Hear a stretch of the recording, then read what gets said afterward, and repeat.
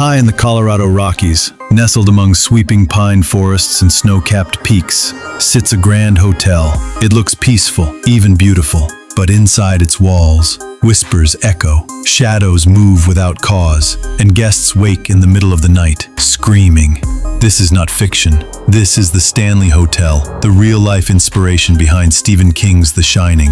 Before we step into the haunted halls of room 217, don't forget to like this video, subscribe for more chilling stories, and ring the bell so you never miss a haunting.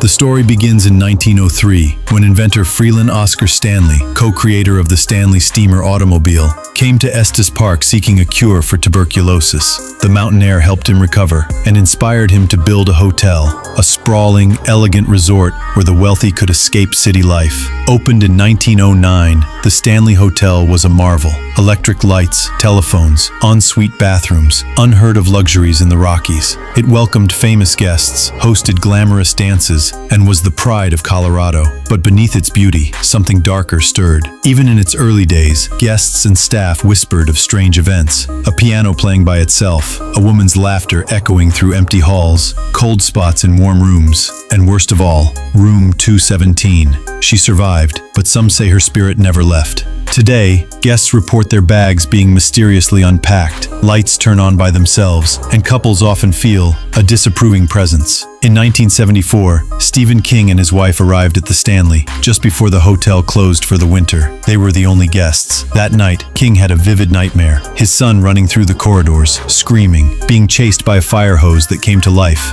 He woke in a cold sweat, and the idea for The Shining was born. The Stanley Hotel would forever be tied to one of the most terrifying stories in American literature. But the real horrors weren't just fiction. Over the decades, reports of paranormal activity multiplied.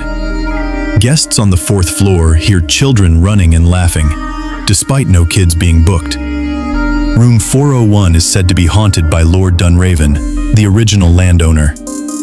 Male guests feel pressure on their chest. Closet doors open on their own. The concert hall is haunted by a ghost named Paul, a former maintenance worker. He shushes loud visitors. Employees report seeing a woman in old-fashioned clothes vanish into thin air. Some visitors check out early, terrified.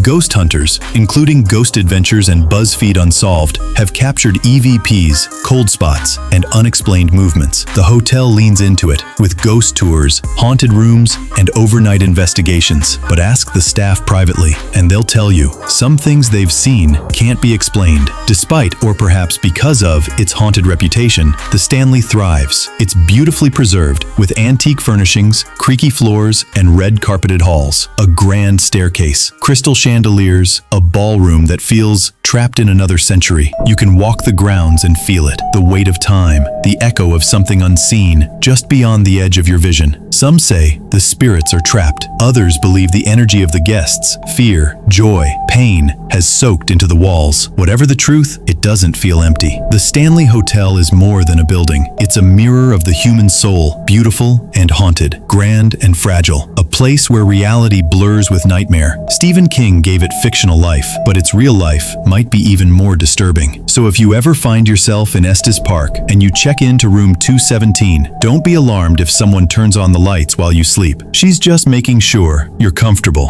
If this story chilled you, please like the video, subscribe for more haunted history, and share this with someone brave enough to stay the night. Sleep tight.